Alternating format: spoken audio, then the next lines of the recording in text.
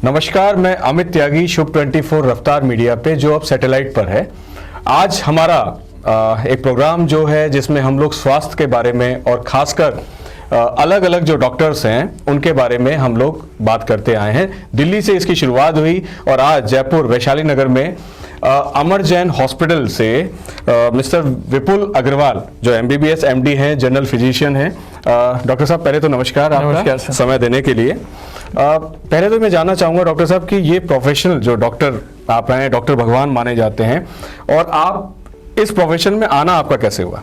जी thanks, बहुत धन्यवाद आपका मुझे बुलाने के लिए। मैं 10th स्टैंडर्ड में था। पहले इंजीनियरिंग की सोचा था, सारे के सारे दोस्त इंजीनियरिंग करने जा रहे थे, IIT की कोचिंग करने जा रहे थे। तब बहुत ज़्यादा बीमार हो गया तो हमारे पास में डॉक्टर साहब हैं, डॉक्टर पुनीत सक्सेना, बड़े सीनियर डॉक्टर हैं, बड़े अच्छे डॉक्टर हैं। उनके पास गया, बहुत बीमार था पूरे दिन। शाम को उनसे मिला एंड उन्होंने दवाइयाँ दी कुछ, और तुरंत 2-3 घंटे में एकदम ठीक हो गया। सुबह तक मैं एकदम अच्छा था। तो तब मुझे रियलाइज़ हुआ कि डॉक्टर, मतलब वहाँ पे इतने सारे पेशेंट्स थे मेरे साथ और सब लोग इतनी जल्दी ठीक हो रहे थे। मुझे बहुत अच्छा लगा कि ये तो एक सुपर पावर है। मतलब आप किसी को, कोई जो आपके पास इतना परेशानी से आ रहा है और तुरंत आप उनको ठीक कर सकते हैं। इतनी उम्मीद से आपके पास सब आते हैं और आप उनको तुरंत ठीक कर सकते हैं। ये मुझे बहुत अच्छा लगा। तो इसने फैसिनेट किया मुझे कि हाँ, डॉक्टर बनना चाहिए, बहुत अच्छा काम है। तो मैंने फिर डॉक्टर बनने की सोची और आगे फिर इसमें जर्नी स्टार्ट। अच्छा, ये घटना आपके दिमाग में इतना आया कि आप जो है फिर एक डॉक्टरशिप, आपके घर में कोई और भी डॉक्टर्स हैं आपके परिवार में? नहीं, मेरे मैटरनल साइड है, बाकी इतने डॉक्टर्स नहीं है। अच्छा, पहली बार MBBS को चूज करना, जी, है ना, और फिर इस प्रोफेशन को, कि एक प्रोफेशन एक लंबा समय लेता है, बहुत लंबा। और कैसा लगा कि परिवार से आपने कहा कि डॉक्टर बनना चाह रहे हैं, तो क्या रिएक्शन था? हाँ, नहीं, परिवार वाले तो बड़े खुश थे कि अच्छी बात है। उन्होंने बताया कि बेटा ध्यान रखना, इतना पढ़ना पड़ेगा, पढ़ लोगे ना? मैं बोला नहीं, पढ़ लेंगे, कोशिश करेंगे। मेहनत तो हर चीज में करनी पड़ती है, आपको चाहे कुछ भी हो, आपको मेहनत तो आपको अंतिम सांस तक करनी ही है। तो हाँ, मैंने सोचा कि हाँ, डॉक्टर बनना चाहिए। अच्छा, मैं वो दिन याद करवाना चाह रहा हूँ कि जब आप 12th पास किया होगा, आपने चूज किया होगा MBBS के लिए। हाँ। क्या मोटिव था उस वक्त? मतलब आज आप डॉक्टर हैं, हाँ, बन गए हैं, लेकिन उस वक्त आपके में एक डॉक्टर के लिए एक विजन होगा कि डॉक्टर ऐसे होते हैं। हाँ, आपने सक्सेना साहब का उदाहरण तो दिया ही दिया, साथ साथ कुछ परेशानी आई आपको कि कुछ नया प्रोफेशन चूज करने में? हाँ, नहीं, डेफिनेटली। एक तो एग्जाम बहुत डिफिकल्ट होता है, बहुत ज़्यादा पढ़ना पड़ता है। एंट्रेंस एग्जाम, PMT जो होता है, प्री मेडिकल टेस्ट, बहुत डिफिकल्ट है। तो आपको बहुत मानस बनाना पड़ता है कि भाई मुझे पढ़ना है, और अगर आप पूरा देंगे 100% तो ही आप कर पाएंगे, अदरवाइज आप नहीं कर पाएंगे, ये पता था मुझे। तो फिर दिया पूरा, थोड़ा डिफिकल्ट था, संघर्ष किया, लेकिन मम्मी पापा ने, माँ बाप ने बहुत ज़्यादा सपोर्ट किया, कुछ ज़्यादा ही सपोर्ट किया। उन्होंने अपना सब कुछ छोड़ के बस मेरे पीछे ही लगे कि हाँ भाई, तेरे को कौन सी सुविधा हम प्रोवाइड कर सकते हैं, कैसे क्या कर सकते हैं। कोचिंग वगैरह गए, हाँ, पूरे दिन मेहनत की, तो फिर हुआ। अच्छा, MBBS आपने कहाँ से किया? मैंने MS Ramaiah medical college Bangalore से MBBS किया। मैं थोड़ी सी नॉलेज देना चाहूंगा कि मेरे फादर भी मैकेनिकल हैं। हाँ। और उन्होंने रमैया कॉलेज से ही किया। तो बहुत बड़ा कॉलेज है, बहुत नामी को, बहुत पुराना, बहुत नामी कॉलेज है। वहाँ से, साउथ से आप जो है उस वक्त MBBS करके आए, और आप ज्यादातर लोग जो MBBS करते हैं फिर MD की तरफ या गवर्नमेंट जॉब की तरफ चले जाते हैं। तो आपका क्या मानस रहा सेकंड कि MD करनी? नहीं, डेफिनेटली सोचा MD करूंगा, क्योंकि सीखना था, और MBBS में आप इतना नहीं सीख पाते हैं। MD में आपको और सीखने का बहुत अच्छा मौका मिलता है, आपकी ट्रेनिंग बहुत अच्छी होती है। तो फिर MD के लिए गए, और हमेशा से सक्सेना साहब से इंस्पायर हो गए थे कि भाई फिजिशियन ही बनना था, कि मेरे को तो बैठ के पेशेंट्स देखना है, पेशेंट्स ठीक होने चाहिए। आपकी मतलब सच मैजिकल की आप सिर्फ दवाई लिख रहे हैं, टैबलेट लिया और पेशेंट ठीक हो जाता है। मैं कुछ नहीं करना, सस्ते में इलाज, पेशेंट आया आपके पास, आपने सिम्टम्स देखे, डायग्नोस किया, दवाई दी और पेशेंट ठीक हो जाता है। तो मुझे आसान भाषा में एक चीज और पूछना चाहता हूँ कि फिजिशियन का मतलब क्या हुआ? हाँ, फिजिशियन एक ऐसा डॉक्टर होता है जो कि आपको सर से लेकर पैर तक पूरी तरीके से एग्जामिन करता है आपके कोई भी सिम्टम्स हो, आपके कोई भी सिम्टम हो, आपको कोई भी तकलीफ हो, आपको सबसे पहले एक फिजिशियन के पास जाना चाहिए। फिजिशियन आपको ऊपर से नीचे तक पूरा एग्जामिन करेगा अच्छे से कि आपको क्या बीमारी है। मेन काम उनका डायग्नोसिस का है। उन्होंने डायग्नोस किया, उसके बाद अगर वो दवाओं से ठीक हो सकता है तो उन्होंने आपको दवाएं दे दी, अगर इसके लिए ऑपरेशन करने की जरूरत है तो उसके लिए ऑपरेशन के लिए भेज दिया। ठीक है, तो कॉमन बीमारियां जो कि एक तो होती है खांसी जुकाम हो गया, आपका नज़ला वगैरह, ये तो वो देखते ही हैं। साथ में डायबिटीज, बीपी, जो कि प्योरली मेडिकल दवाइयाँ, मतलब मेडिकल से ही, मेडिसिन से ही ठीक होती हैं, है ना। ये हुआ, हार्ट चेस्ट पेन हुआ तो उसका इवैल्यूएशन करना, बेसिकली डायग्नोसिस, पता लगाना कि बीमारी कौन सी है और कौन सी है, उसका फिर किस तरीके से इलाज होगा। या तो वो इलाज करेंगे, या फिर सपोज उन्हें लगता है कि आपको आंखों के डॉक्टर को दिखाना चाहिए तो उन्होंने आपको आंखों के डॉक्टर के पास भेजा।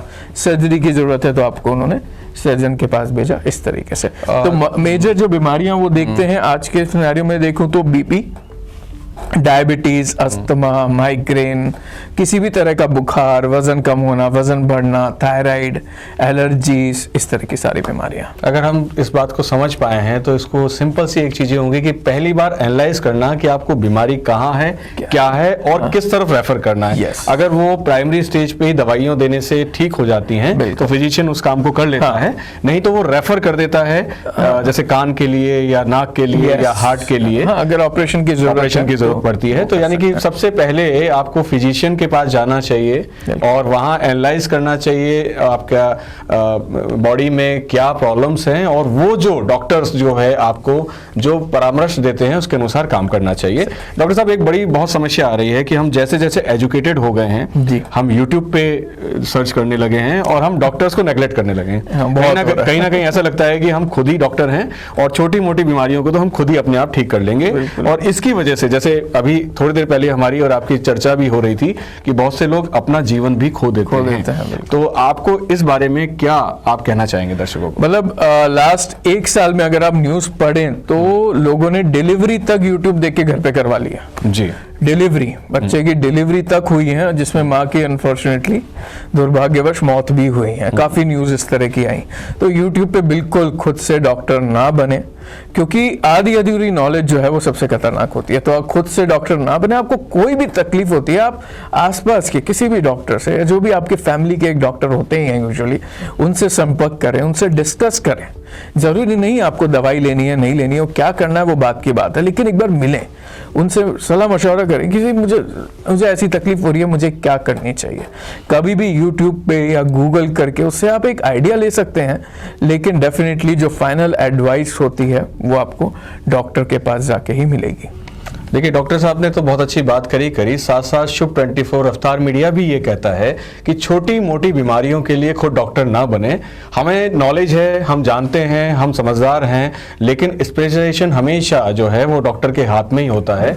और कुछ चीजें ऐसी होती हैं जो हमें पता नहीं होता, वो डॉक्टर ही उस सिम्टम्स को पहचान सकता है। एक और मैं पॉइंट ऐड करना चाहूंगा कि जिन बीमारियों को हो सकता है हम जिन सिम्टम्स को छोटा मोटा समझ रहे हो, वो असलियत में छोटे मोटे ना हो, मेजर प्रॉब्लम, वो कोई बड़ी बीमारी के शुरुआती लक्षण हो, जो कि अगर आप शुरुआत में ही उसको डील कर लेंगे तो आप जल्दी ठीक हो जाएंगे, ना कि उसको बढ़ने दें बीमारी को। जीवन से बड़ा कुछ नहीं है। और बहुत सी चीजें ऐसी हैं, जैसे हम कोल्ड ड्रिंक पी लेते हैं तो 50, 60, 100 रुपए की कोल्ड ड्रिंक आ जाती है। बहुत से लोग सिगरेट पीते हैं। हम इस पैसे को डॉक्टर को दें, और कहीं ना कहीं मैं कहता हूं कि हर 6 महीने में या 3 महीने में अपना एक नॉर्मल जो है मिलना चाहिए, होना चाहिए। हम गाड़ी की सर्विस कराते हैं, बहुत केयरिंग रहते हैं कि सब हमारी गाड़ी का जो है 10,000 किलोमीटर हो गया है, हमें सर्विस पे भेज देनी चाहिए। और बाकायदा हम लोग आजकल एक बहुत अच्छी हो गई है कि ड्राइवर कहीं ना कहीं वर्कशॉप वाला आपके घर ही आ जाता है और आप चाबी आपको लेके चला जाता है। लेकिन जो जीवन की गाड़ी है, जिसकी वजह से हम लोग वो गाड़ियां खरीदते हैं, जिसकी वजह से हम जमीन जायदाद खरीदते हैं, वो है हमारा शरीर। और मुझे लगता है कि हम अपने शरीर पे अब कम इन्वेस्टमेंट करते हैं। बहुत कम इन्वेस्टमेंट। हम सबके पास गाड़ी का इंश्योरेंस है, बिल्कुल, लेकिन खुद का हेल्थ इंश्योरेंस बहुत कम लोगों के पास है। मतलब एज पर जैसे कि सारी रिसर्चेस कहती है, मुश्किल से 15-20% लोग भी नहीं है जिनके पास इंश्योरेंस है। और जब ये भारी बीमारी होती है तो वो सबसे पहला कैश क्रंच होता है, उनके पास पैसे ही नहीं होता है इलाज कराने के लिए। तो इंश्योरेंस जरूर जरूर जरूर कराएं, मैंडेटरी है। अपने पूरे परिवार का इंश्योरेंस कराएं, और जितनी जल्दी आप इंश्योरेंस कराएंगे, जितनी कम उम्र में, उतना कम आपको खर्चा भी आएगा और आगे के लिए आप हमेशा के लिए सेफ हो जाते हैं। क्योंकि अगर जान है तो जहान है। मेडिकल तब इंश्योरेंस safe जो आपको सेफ्टी देता है, जब भी आप किसी बड़े बीमारी पे जाते हैं तो आपके जो खर्चे हैं वो मेडिकल जो है कंपनीज उठाती हैं। गवर्नमेंट की भी कुछ पॉलिसीज हैं, आगे क्या उसमें चेंजेस होते हैं वो एक अलग बात है। डॉक्टर साहब, एक बात और पूछना चाहूँगा, थोड़ा पर्सनल होगा, अगर आप बताना चाहें तो बताइएगा। ज़्यादातर जो डॉक्टर्स होते हैं उनकी जो शादी होती है वो डॉक्टर से ही होती है। हाँ। तो पहला तो ये कि क्या आप मैरिड हैं या अनमैरिड हैं? मैं मैरिड हूँ, और मेरी क्या वाइफ, हाँ जी, आपकी वाइफ डॉक्टर मेरी है? वाइफ एनेस्थेटिस्ट है। अच्छा अच्छा, ये ऐसा क्यों होता है? मतलब ये भी हम क्या सेम प्रोफेशनल आदमी एक दूसरे को समझ पाता है? हाँ, या देखिए मेरे केस या में तो ये मैं कॉलेजेस लाइफ कुछ हम इसको क्या बोलें? मैं तो कॉलेज में मिला था जी। मैम से, जी। तो मुझे बहुत अच्छी लगी, तो इसलिए उधर तो अब मुझे भी भगवान की कृपा थी जो मैं भी उन्हें अच्छा लगा, जी। तो शादी हुई। ठीक है, बाकी केस में भी हाँ, ये मैंने देखा है कि डॉक्टर्स की लाइफ थोड़ी डिफरेंट होती है।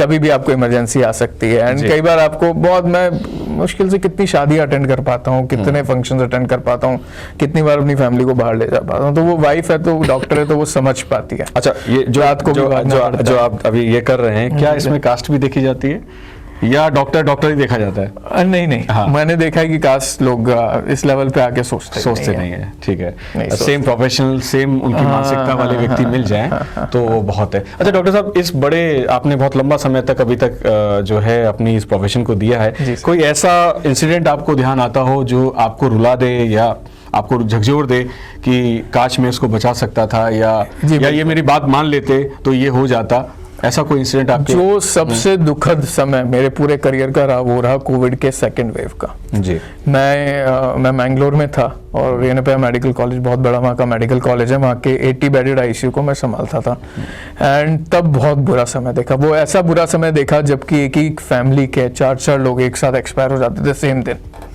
मतलब एक इंसिडेंट मुझे याद है जब मेरे पास 2 भाई आए, एक था 12 साल का लड़का था और एक 8 साल का बच्चा था। तो वो मेरे पास काउंसलिंग के लिए आए, जब कि एक साहब थे 45 साल के होंगे मुश्किल से और बैंक मैनेजर थे वो। तो उनका मुझे जब फैमिली को समझाना था, तो बेटा आया 12 साल का, अब मुझे ये समझाना था और वो वेंटिलेटर पे थे और उनके मतलब कोई चांस हमें नहीं लग रहे थे कि वो बच पाएंगे। ये सेकंड वेव की कोविड की मई 2021 की बात है, और मुझे उस बेटे को समझाना था कि आपके जो पिताजी हैं वो हम उनको नहीं बचा पाएंगे। एंड शायद मुझे इतनी डिफिकल्टी अपनी लाइफ में कभी नहीं हुई उसको ये बताने में कि बेटा तुम अंदर जाके एक बार अपने पिताजी को देख लो, हो सकता है वो शाम तक नहीं रहे। दूसरा सवाल मेरा ये था कि बेटा तुम आए हो, मम्मी कहाँ है? उसने बोला कि मम्मी 3 दिन पहले ही कोरोना से एक्सपायर हो गई। आप सोचिए 12 साल का और 8 साल का बच्चा जो अपने दोनों पेरेंट्स को खोने वाला है, कितना दुखद हो सकता है। लेकिन हाँ, गवर्नमेंट बहुत प्रोएक्टिव थी और वैक्सीन्स आई, और फिर उसके बाद हमें ये बुरा समय देखने का मौका नहीं मिला। उस वक्त आप मेडिकली भी अपने आप को कहीं लाचार महसूस कर रहे हो? बहुत ज़्यादा। शुरुआती दौर में तो दवाइयों के बारे में नहीं था, और शायद मेरे हिसाब से हिट एंड ट्रायल था कि कौन सी दवाई जो है वो आपको सेव कर सकती है ना। और डॉक्टर साहब, एक चीज़ें और पूछना हूँ कि जब भी ये कोरोना काल आया, और कहीं ना कहीं अगर हम अपने पत्रकारिता के इतिहास में देखते हैं तो बहुत ज़्यादा हार्ट पेशेंट बनने लगे हैं, शरीर कमज़ोर हो गए हैं। आप क्या मानते हैं कि आज की स्थिति में आप किसी भी व्यक्ति को क्या कहना चाहेंगे कि वो अपने शरीर पे ज़्यादा ध्यान दे, एक्सरसाइज पे ध्यान दे, खाने पे ध्यान दे? क्योंकि बहुत से घरों में परिवार कम हो गए हैं, छोटे हो गए। मैंने अपनी माताजी को उसी काल में खोया है, और उसके बाद ये महसूस होता है कि शायद जो जीवन है वो बहुत बड़ा है। तो आप क्या कहना चाहेंगे कि बिल्कुल, कोरोना के बाद से मैंने भी देखा है कि काफी बीमारियों की संख्या काफी बढ़ी है जी। काफी लोग डिप्रेशन में भी गए, क्योंकि मुझे नहीं लगता ऐसा कोई भी इंसान था जिसने कोई अपना लव्ड वन, कोई प्रियजन नहीं खोया, और सब ने ही अपने प्रियजन खोए उस समय पे। किसी ने कोई दोस्त खोया, किसी ने कोई फैमिली मेंबर खोया, और सभी बहुत हुआ उसके बाद। लेकिन हाँ, ये है कि उसके बाद हमारा हेल्थ स्टेटस गिरा है। ओवरऑल एज अ सोसाइटी लोग थोड़े रिलैक्स हो गए, पता नहीं कैसे, लेकिन हाँ, उसमें बस हमें यही करने की जरूरत है। और साथ में क्या हो रहा है कि थोड़ा सा हमारा सोसाइटी भी बदल रहा है, हम फोन्स में बहुत ज़्यादा लगे हुए हैं। फोन्स की वजह से अब रात में फ़ोन देखते देखते लेट सोते हैं, तो सुबह उठते नहीं है, टाइम पे उठते नहीं है, तो सुबह से ही वो पूरा सिस्टम खराब होने लगता है। एक्सरसाइज नहीं करते हैं तो हम फ्रेश नहीं होते हैं, कॉफ़ी चाय लेते हैं, हमारा खान पीन बिगड़ता है, हमारा मूड खराब होता है। तो बेसिकली वो कहते हैं ना कि एक सही सुबह की शुरुआत रात से हो जाती है। याद से हो जाती है आपको। रात में अगर समय से सोएंगे, फ़ोन का कम इस्तेमाल करेंगे, सुबह टाइम पे उठेंगे, अच्छे से एक्सरसाइज करेंगे, तो हाँ, ये सब बीमारियों से हम बहुत हद तक बच सकते हैं। दिनचर्या भी जो है वो बहुत मायने रखती है। बहुत मायने रखती है सर जी। और कहीं ना कहीं ये कहा जाता है कि हम लोग जो है अभी पाश्चात्य जो खाने हैं या हम लोग खाने का जो हमारा तरीका है वो बदल गया है। तो क्या वो भी इफेक्ट करता है इन चीज़ों? बिल्कुल इफेक्ट करता है सर, बहुत ज़्यादा इफेक्ट करता है। हम लोग आजकल फास्ट फूड में बहुत ही ज़्यादा चले गए हैं, सॉफ्ट ड्रिंक्स में बहुत ज़्यादा चले गए हैं, जूसेस हुए, पैक्ड जूसेस हुए, कोल्ड ड्रिंक्स हुई, अल्कोहल जो कि पहले मदिरा पान पहले बहुत कम हुआ करता था, आजकल बहुत कॉमन सी बात है। और उससे भी बड़ा, सबसे बड़ा विलन जो है वो है स्मोकिंग। स्मोकिंग जो पहले रेयरली हुआ करती थी, आजकल वो बहुत ज़्यादा है, बहुत ज़्यादा। मतलब 50, मेरे जितने भी पेशेंट्स हैं ऑलमोस्ट 60-70% स्मोक करते ही हैं, सब करते हैं आजकल। ऑफिस में इतने हेक्टिक लाइफस्टाइल्स हैं, इतने प्रेशर में, इतना कंपटीशन में भी, चाहे उस वजह से बोलें या वैसे चॉइस से भी बोलें, तो सिगरेट स्मोकिंग, अल्कोहल बहुत ज़्यादा बढ़ा है। खान पीन हमारा पूरी तरीके से, पहले चलो एक बार मुझे अगर पिज़्ज़ा खाना होता था तो मुझे दूर जाना, मेरे को अपनी गाड़ी निकालनी पड़ती थी, बाइक निकालनी पड़ती, मैं जाता था, खाता था। आजकल मुझे कुछ करना ही नहीं है, मुझे सिर्फ फ़ोन निकालना है और इतने सारे ऑप्शंस आते हैं उसमें, मैं कुछ भी कभी मंगा सकता हूँ 10 मिनट में, तो वो आ जाता है। तो एक्सेसिबिलिटी भी बढ़ गई, पैसे भी हैं लोगों के पास, अच्छा है, अफोर्डेबिलिटी भी बढ़ गई है। तो हाँ, हमारा खान पीन उस वजह से मुझे ज़्यादा लगता है कि ज़्यादा बिगड़ चुका है, जिसको सही करना बहुत ज़्यादा ज़रूरी है। डॉक्टर साहब, वैसे जब आप सलाह देते हैं दूसरों को और अपने पेशेंट्स को देते हैं, लेकिन आपकी भी एक निजी लाइफ है। हाँ। और उस निजी लाइफ में आप अपने आप को कैसे मेंटेन कर पाते हैं? क्योंकि जब आप खुद स्वस्थ रहते हैं जब किसी भी कर पाऊंगा, बिल्कुल। तो क्या आपकी खुद की दिनचर्या भी किस तरह से रहती है? डेफिनेटली मैं ये जस्ट मेक श्योर मैं पूरा वो करता हूँ कि मैं टाइम पे सोऊं और सुबह थोड़ा सही उठूं। 5-6 बजे तक मैं उठ जाता हूँ, वॉक करता हूँ, अच्छे से पार्क में जाके वॉक करता हूँ, 45 मिनट्स 1 आवर में वॉक करता हूँ, थोड़ा बहुत आधा घंटा योग भी करता हूँ। बाहर का खाना कम से कम अवॉइड करता हूँ। मुझे शादी में भी जाना है, किसी की पार्टी में भी जाना है, तो कोशिश करता हूँ घर से थोड़ा खा के जाता हूँ, वरना वहाँ पे जाके खाने पे टूटेंगे हम, बहुत तेज भूख लगती है। घर से थोड़ा सा खा के जाइए, तो आप वहाँ जाओगे तो थोड़ा सा कम ही खाओगे। अच्छा, एक चीज़ और है, हमने सुना है, क्योंकि ज़्यादा चीज़ें हमें नहीं पता है, कि डॉक्टर खुद का इलाज खुद नहीं करता। तो जब आप बीमार होते हैं तो आप दवाई खुद लेते हैं या मैडम से लेते हैं या किसी और से लेते हैं? मैं किसी और से ले लेता हूँ। अच्छा। डॉक्टर सबसे गंदे पेशेंट्स होते हैं। अच्छा। डॉक्टर्स दुनिया के सबसे खराब पेशेंट्स होते हैं, वो दवाई अच्छे से कभी नहीं लेते। वो दवाई तभी लेते हैं जब एकदम बीमार हो जाए, एकदम बीमार हो जाए, और खुद का इलाज करना और भी ज़्यादा मुश्किल है। तो मैं भी हमेशा कोशिश करता हूँ कि वाइफ से ही लिखवा लेता हूँ, वाइफ से ही, उन्हीं को बोलता हूँ कि आप ही मुझे दवाइयाँ दो तरीके से, तो मैं ठीक हो जाऊँ। मैं कुछ दिनों पहले डॉक्टर ढाका से मिला था, और उनका खुद का जो हॉस्पिटल था उन्होंने मेंटेन किया। उन्होंने बताया कि पूरे कोरोना काल में एक भी उनके यहाँ डेथ नहीं हुई, लेकिन जब मैं उनके पास गया तो उनकी खुद की 2 दिन पहले एंजियोप्लास्टिक हुई। तो ऐसा तो नहीं है कि आप बिजी लाइफ में या दूसरों को संभालते संभालते कहीं ना कहीं आप अपनी सेहत के बारे में उतना ध्यान नहीं रख? बिल्कुल सर, डॉक्टर्स की लाइफस्टाइल बहुत खराब है अनफॉर्चुनेटली, दुर्भाग्यवश। अभी हम बहुत केसेस सुन रहे हैं, लास्ट 6 मंथ्स या 1 ईयर बोलूँ, 2023 में हमने बहुत डॉक्टर को खोया जयपुर में, जो सडन हार्ट अटैक आए। हाँ, मेन जो कारण है वो लाइफस्टाइल है उसमें, क्योंकि दिन रात काम करते हैं। आज भी मैं सुबह 2 बजे तक जगा हुआ था, क्योंकि एक पेशेंट इमरजेंसी में आया, 11 बजे, अब 2 बज गए उनको सेटल करने में, तो मैं भी 2 बजे तक जगा हुआ था, फिर 7-6 बजे उठ गया। तो लाइफ हाँ डेफिनेटली टफ है, लेकिन हाँ, हमें समझना पड़ेगा कि हमें अपने आप को टाइम देना भी जरूरी है। हमें आपस में इस तरीके से टीम बिल्डअप करनी पड़ेगी कि पेशेंट्स का भी नुकसान ना हो, पेशेंट्स भी अच्छे से देखे जाए, उनको पूरी केयर मिले, और डॉक्टर्स पे भी अनड्यू स्ट्रेस ना आए। वैशाली बहुत बड़ा इलाका है जहां बहुत डेवलपमेंट हुए हैं, लेकिन बहुत बड़े हॉस्पिटल यहां नहीं थे।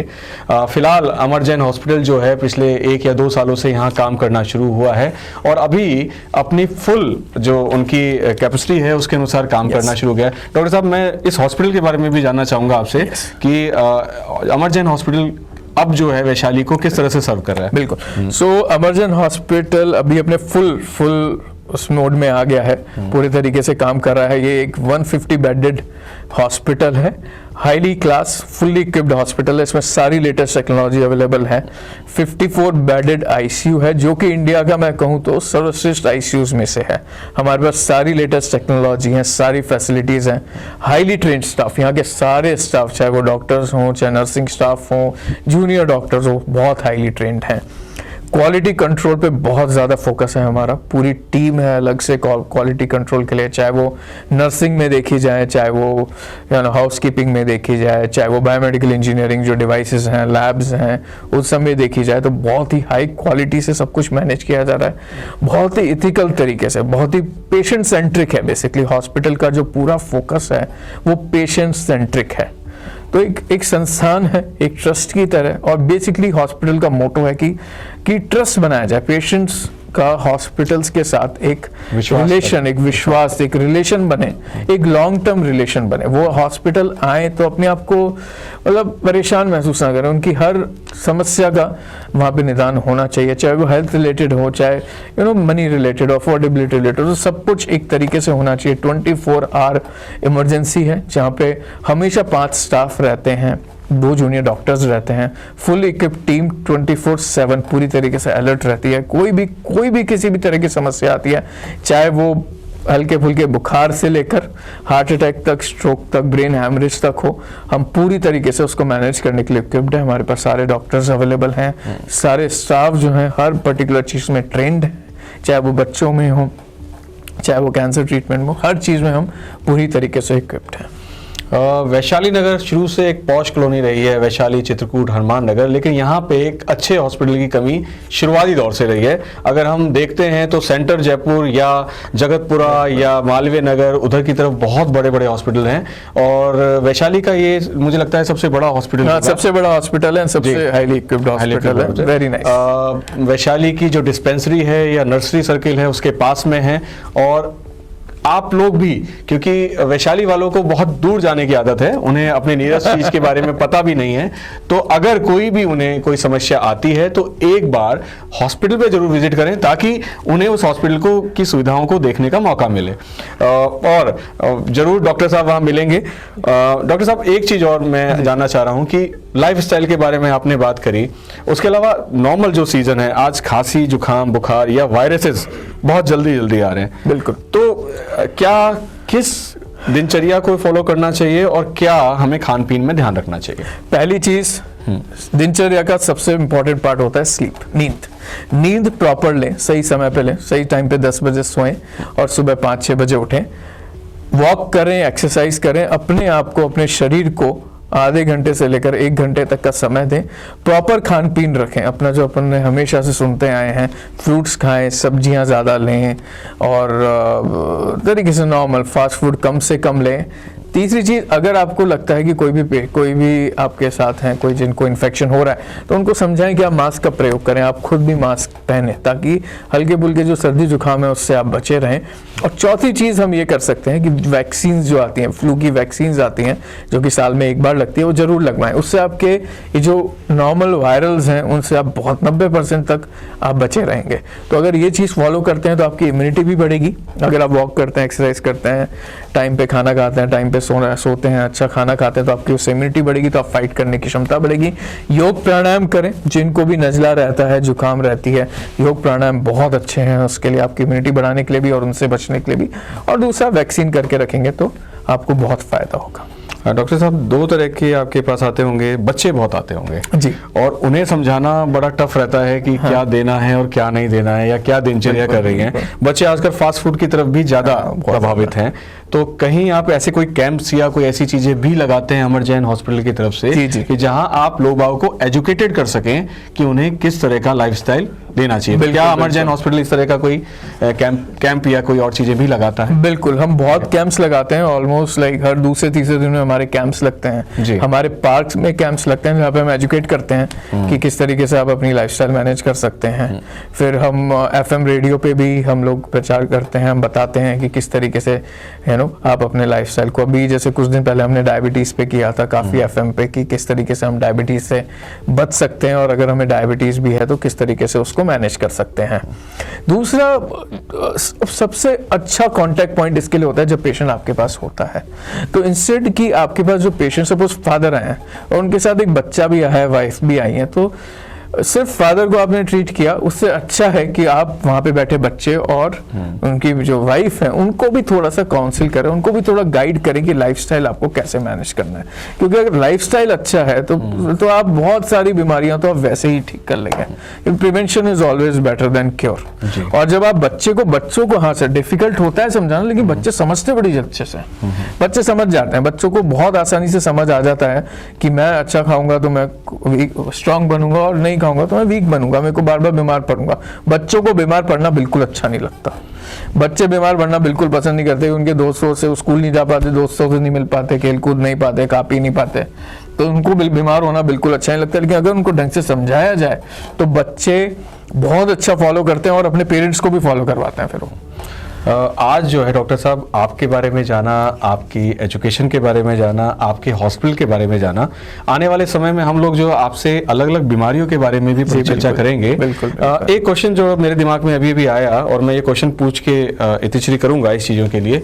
पहले ये माना जाता था कि चेहरा देख के या हाथ देख के आप आदमी की बीमारियां बता सकते थे, तो क्योंकि ये सिम्टम्स होते हैं और आप लोग कहीं ना कहीं एनालाइज कर लेते हैं उनके चेहरे देख के भी, तो क्या मतलब आपके मेडिकल हिस्ट्री में ये भी होता है कि आप चेहरा या आंखें देख के या किसी तरह से उनकी बीमारियों के बारे में जान सकते हैं? Yes sir. तो ऐसा कुछ होता है? बिल्कुल बिल्कुल। आप काफी सारी बीमारियां जैसे थायराइड है, डायबिटीज है, वो आप फिजिकल अपीयरेंस से भी आप पता लगा सकते हैं, बिल्कुल पता लगा सकते हैं। हाँ, लेकिन वो कंप्लीट नहीं है, आपको पूरा थॉरो अच्छे से एग्जामिनेशन करना चाहिए। हर पेशेंट्स का करते हैं डॉक्टर्स एंड प्रॉपर इलाज करते हैं। फिर डॉक्टर विपुल अग्रवाल, बहुत बहुत धन्यवाद आपका इतना समय देने के लिए।